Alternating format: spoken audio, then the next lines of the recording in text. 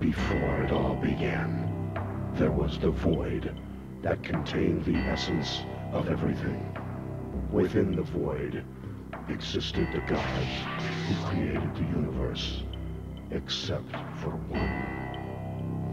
He was not of the gods, but remained and dwelled in a terrible place called the Outworld.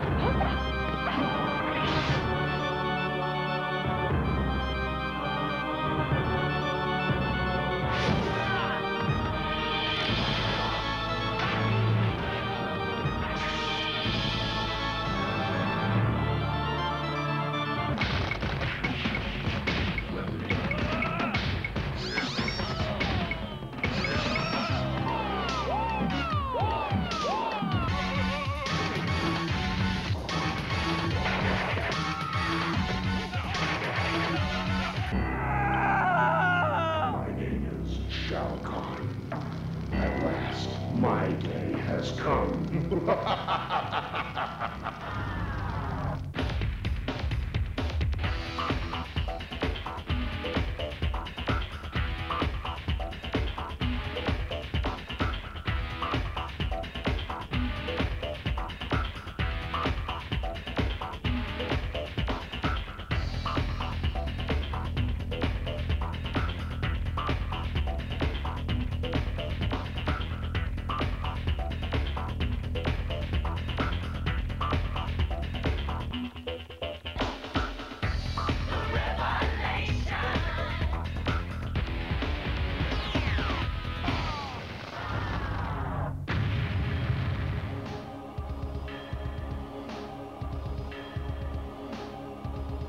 Whose idea was Mortal Kombat? The initial idea, I woke up. My name is David Mikicic, and I'm a graphic artist. My name's Dan Forden, and I do sounds and music. And Delphi. My name is Ed Boone. I'm co-designer and programmer. My name's Tony Goski, and I do backgrounds and special effects. John Vogel, backgrounds and special effects. John Tobias, and co-designer and lead artist. Steve Baran, and I'm a video artist. Our motto in Williams is always that reality's boring. Nobody wants to pay for reality. We take everything beyond reality to the point where it's, the only way to do this is through our video game. It's the perfect blending of everything. I mean, the game is fun to play. It's got good graphics, and it's got a decent backstory to it. It's easy to come up with the ideas, anybody can come up with ideas for games and stuff, but it's to actually convert something from an idea in your head into reality, into something that is a sellable product. That's where the challenge is. It's all an illusion. It's all an illusion.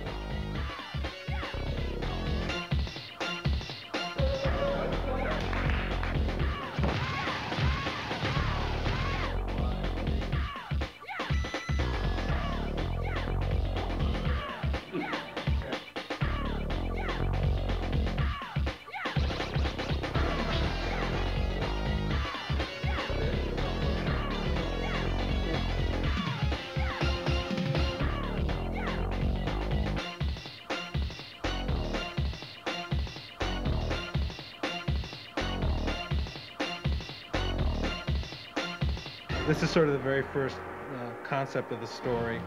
This guy here eventually became Shang Tsung. The mystique and all that whole feeling of it was really, the foundation of that was really what John Tobias kind of envisioned. One thing Mortal Kombat does for all of us is it puts you in a mood or puts you in a setting where you're sort of able to create things that are surreal. Mortal Kombat 1 took place more, on an earthly environment, in an Asian type of setting. In part 2, we knew that we were going to send our characters to sort of a different world, and so the door was completely open for us to kind of interpret that in any way we wanted. Mortal Kombat 3 has so much hidden stuff, it's just endless, it's just the amount of stuff that we packed in there. Okay, come here. I don't know if I should be telling you this, but I'm going to show you a move, okay? Listen. You have to go back, forward, back, and then down. And then push the run button. And if you do that really fast, he'll be your friend forever. The button and joystick combinations were the expected. You know, everybody would start looking for them immediately. And that's when I believe Ed came up with this whole sort of combination lock system. There's 6 little boxes, 3 of which are controlled by player 1, 3 of which are controlled by player 2. Try different combinations of those 6. There's a million possible combinations to see what can be unlocked in the game. Well, we test the games. When it comes close to the time that the game is done, they have us come in and we just play it. We play them all day long and look for bugs. The difference between Mortal Kombat 2 and Mortal Kombat 3 is that it added a run button. And when you use the run button, it makes you aggressive towards your opponent.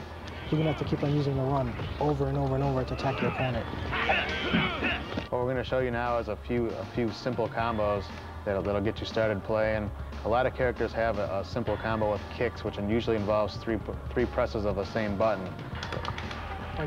Like Cyrax has, you press high kick twice and then back and high kick for the final hit. And he does 3 hits and knocks the opponent away. My favorite move would probably be Kano's chokehold. It'll be down towards low punch. One of my favorite codes is disable blocking. Each player presses block twice when the code things come up on the screen. And it turns off blocking, so you can't be a defensive player. You have to play offensively or you're going to lose, because there's no way you can block anybody's hits. I'm the MK3 kid. I did the Nightmare black and white spot, the whole eye thing. And then I also did the color stomach spot, also known as Blackbirds, actually. In the TV commercial for the home game, there are codes hidden in, you know, background objects or, you know, a wall or a fence or something like that.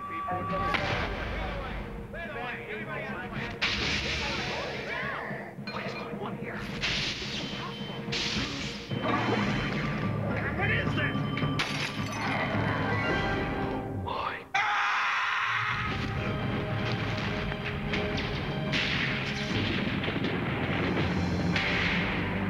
I'll be walking down the halls of my school, and I'll hear from one end to the other, you know, Mortal Kombat. We started at 8 in the morning, and there were actually 2 directors. I got in, and it took them about 2.5 hours to get all the lighting set. They were moving pieces around, checking different lighting, which kind of strobes to put where. I couldn't move, because if I moved, the angles on my face would mess up the light. All right, here we go. Quiet, please. Roll tape.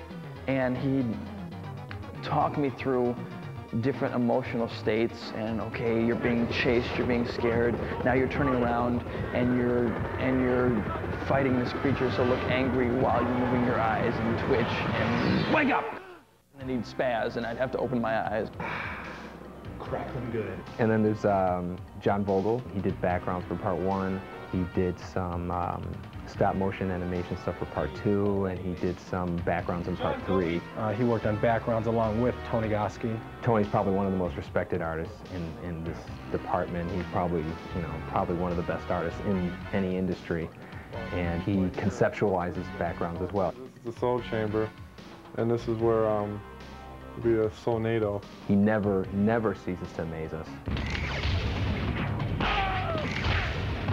Steve Baran worked on Mortal Kombat 3. That was the first one he worked on, and he did the character graphics with John Tobias. I like doing stuff that's actually kind of shocking.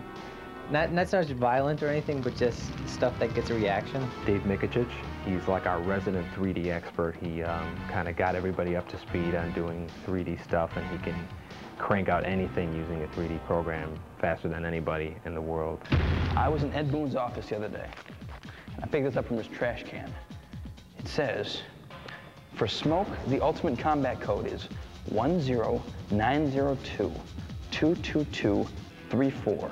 Then back, low punch. Shh. Yummy. It's important for Mortal Kombat fame. Dan shows you cool stuff every couple of days. He just comes in and you go, great, this is awesome. And he's a lot like Ed, where I just have this confidence that, you know, he's going to go away and come back with something spectacular. That's the Johnny Cage Nut Crunch, I believe. Didn't someone make a candy bar, Johnny Cage Nut Crunch bar? John, Tobias, and some of the other guys from the Mortal Kombat team happened to just come up to me and, you know, kind of poke on my arm and say, do you want to do a character? And I said, oh no, can I do a character? He said, yeah, I would love to have you. People don't realize that there is a lot of work done in the actual characters and their costume. I've never asked John for a character that looks like something. He shows me something and says, what do you think of that? And I go, that's great. See, the inspiration, I think, for a lot of the characters come from all over the place. I mean, they come from movies I've seen when I was a kid. They come from books I've read. I mean, everybody gets inspiration from somewhere. I started out with NBA Jam as a cheerleader, and then I went to Revolution X as Mr. Helga, and they asked me to do Mortal Kombat. They needed a new Sonya, so I said, sure, I'd love to do it. Pizza Man. When I was a character here, that sort of like funded me going to school, because I wanted to be an artist like all my life. As with all the Mortal Kombat games, the characters are definitely the most interesting of any fighting game. Hey, get out of here, man. It's supposed to be Between Sector and Raiden, who would win? Raiden would win. Sector's got it in the bag. Raiden would win. Don't even try to. That's totally got it in the bag. Sector can tell me. No, get your head out. We're going to settle this outside, man. Oh, I'm good for it now, buddy. Come on. Come on, pal. Come on. Well, let's see, a character would probably first start with me sitting down, staring at a blank wall for a little while, and then after a while, something will hit me and I'll just start sketching around different ideas.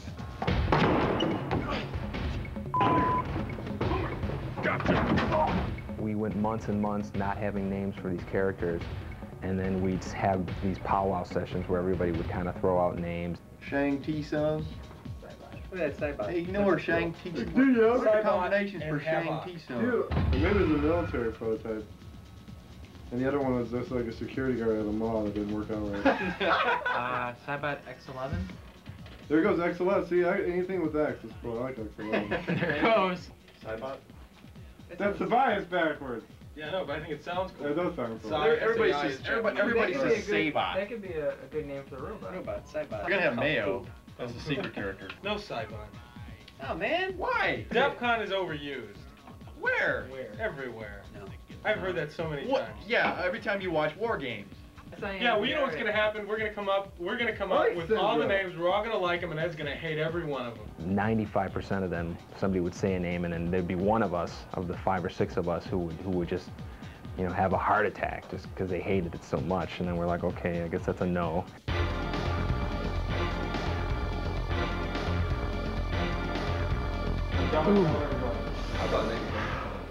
That's good. Don't show that to me. To get the code for Unlimited Run, each player must press low punch 4 times and block and low kick 6 times. When we started filming a character, we'd get into work probably roughly around 10 o'clock, and usually the whole filming process takes, you know, all day. Oh, an average day of a 14-hour shoot? Let's see. Well, we came in and got into makeup. It didn't take too long for Sonya. She doesn't wear much. And then we have a list, a huge list of animations, kicks, punches, uppercuts, and then the special moves and stuff. And we basically go down that list, capturing every single frame of them performing these moves. Hi, Raiden. Hi, Sector. 1, 2.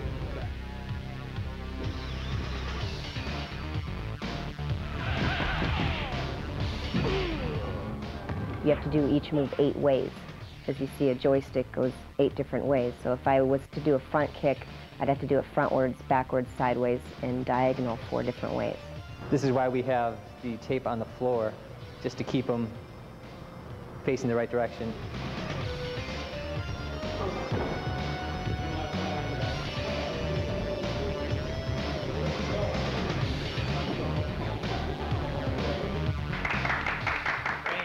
Here's the camera that takes in the signal. We run signals into our beta cam recorder, and we also run a signal here into our PC. And then on our PC here, we have one of our boards connected to that. And also, this is where we do the actual grabbing of frames to be digitized. You can kind of see our talent out there, and I'll really quickly grab some images of them. That's good, Tony. We're able to click through frame by frame delete the frames we don't want, keep the frames that we do like. As a matter of fact, you know what we should do? We should shove them. We should have done that from day one. Somebody just push them real hard. We should just. All right, now the next animation, just to stand there.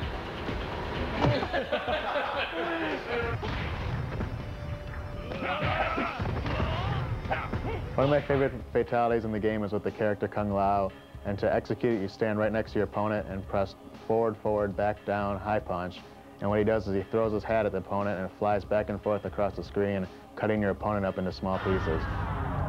The day that we spent filming is probably, like 2% of the entire amount of time that has to be devoted into doing it. Once we get the digitized image, it's a lot like painting. And right now we're going through a process where we sort of filter the images through. We'll grab the image and Steve Baran will start and do some Photoshop on the guy, and then we'll hand him over to Tony, who does some touch-up. And then it gets passed over to me, and then I do some of this more detailed touch-up, and then I give it back to Steve, and he kind of separates the different colors and creates the different palettes, and then we give it back to Tony, and he does the final touch-up and stuff and gets it ready for the game.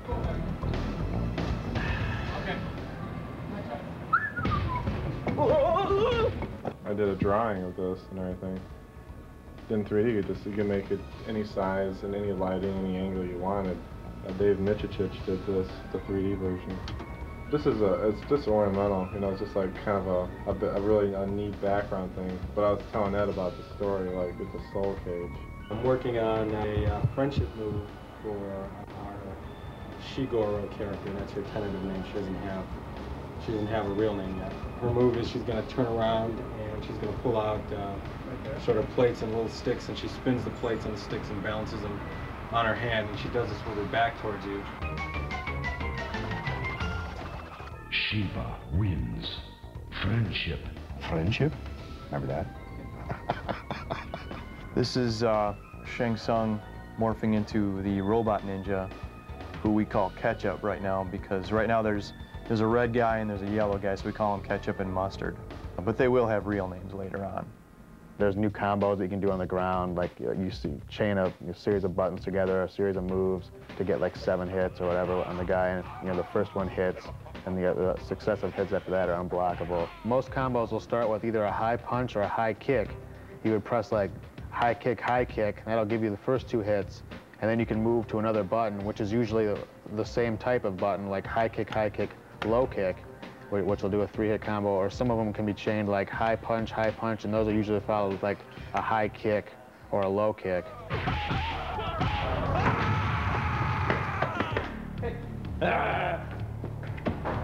And then you know what? And then we can give them numbers, so it'll be poop on you too, Right.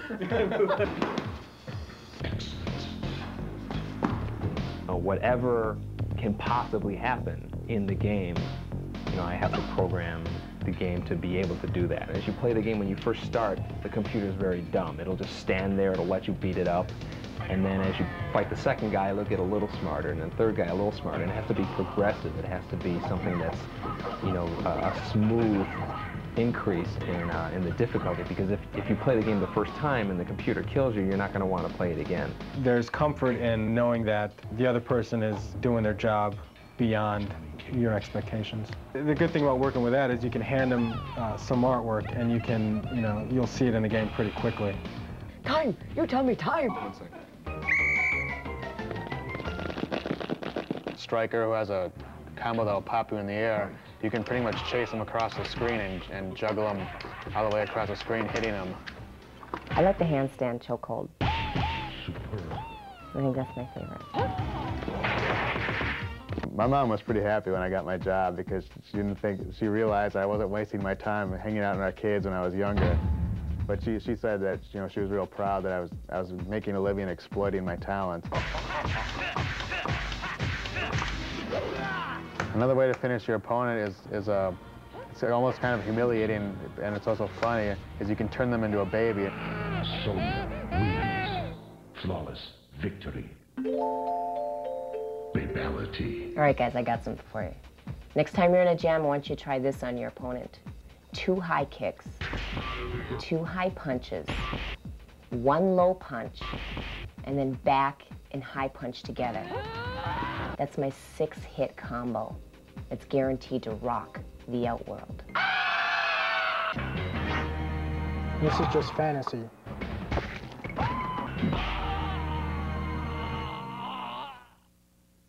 Players really seem to freak out when we put it on test when they would see something incredible happen, like a fatality. You know, just all the blood and, you know, whatever. It shocked them a lot.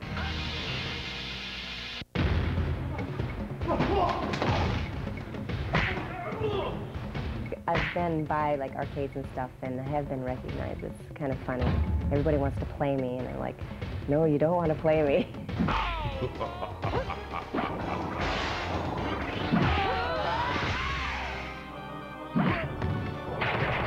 Kids can write me if they send like $3. I send them an autographed picture and I actually do write them back. I try to write everybody back.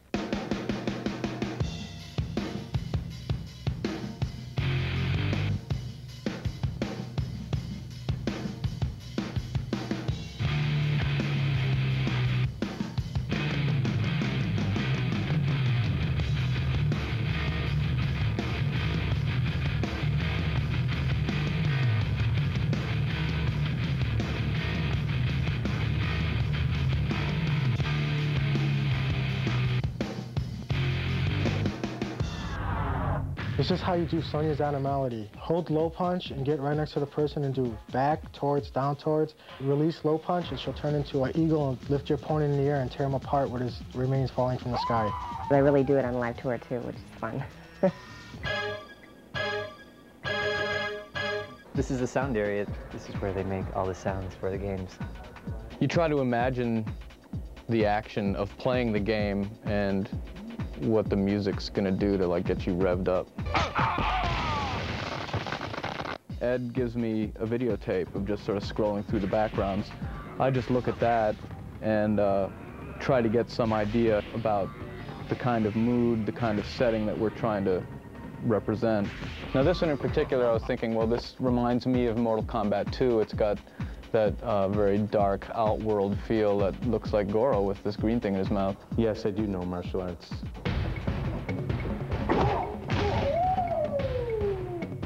Kung Fu. I try to get a rhythm going and then fill it out with harmony.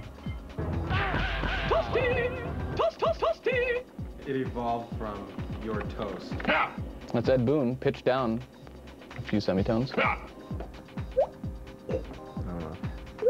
So, I mean, in the movie, he's a Scorpion. You'll see in the credits, Ed Boon, voice of Scorpion. Feel the power of Shao Kahn. You know, Shao Kahn was played by Steve Ritchie, who is the king, as we all know him. Pinball designer. Flawless victory.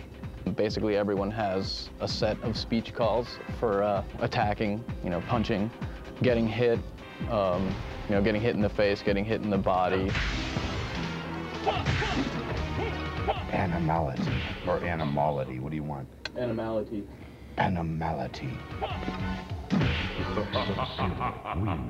One of the hardest combos in the game has to be Jax's, because it involves holding down on the joystick while pushing other buttons.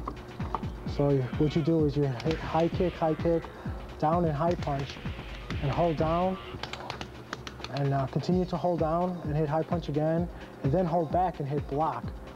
And then as you're holding back, hit low punch, and then hold back and hit high punch again for a 7-hit combo, which is super devastating. We do the arcade version, which is the original one, and then after that's one's been out for about a year or so, then they start converting it into the home platforms, that's where you get the Sega Genesis, the Super Nintendo, the PlayStation, and all that. Well, the Chicago guys send us the assembly source code, and then we go line by line and convert it into C. They also drop shipped us all the original artwork that they did, all the finished artwork that went into the game and their file formats, and then it's up to us to rip it out and figure out what file format would be best to use on our PlayStation and convert it down and make it work. We have one piece of hardware that has a particular size of RAM and a CD-ROM, which is in the machine. And so what you have to do is you have to decide what chunks of sound data have to come off of the CD-ROM into the RAM of the machine, and at one point in the game. The quality on the PSX is better. It's stereo 44.1 sound, just like you'll buy in any music store, CD shop. Right. It's the same stuff. One of the most amazing things I think we found in the game that we couldn't believe was the fact that Shiva was a stop-motion puppet. When we were originally just looking at the artwork, we were just saying there's no way. I mean, we see like muscles rippling, it looks like her face is changing, it just looked too real. One of the codes, if you, on the briefcase screen, if you push the third symbol down 1, you'll get a new exclusive PSX code. Don't think we're going to tell you what it is. Really We'll just cool, but you'll have to find out on your own.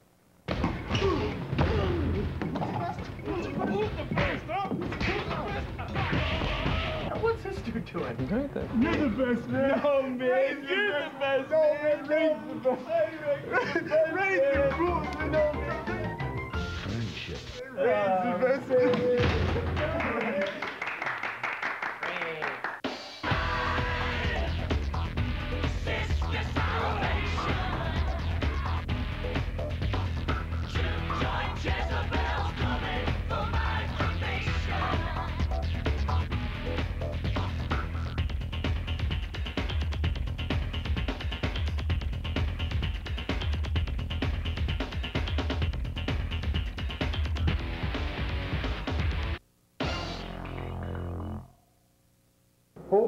Game over.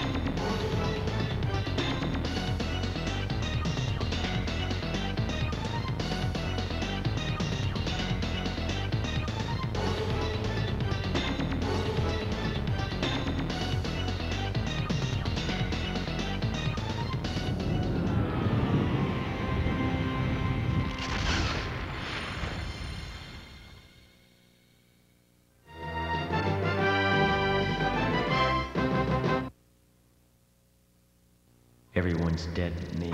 They can't kill me. Gotta stay smart. They're not gonna win.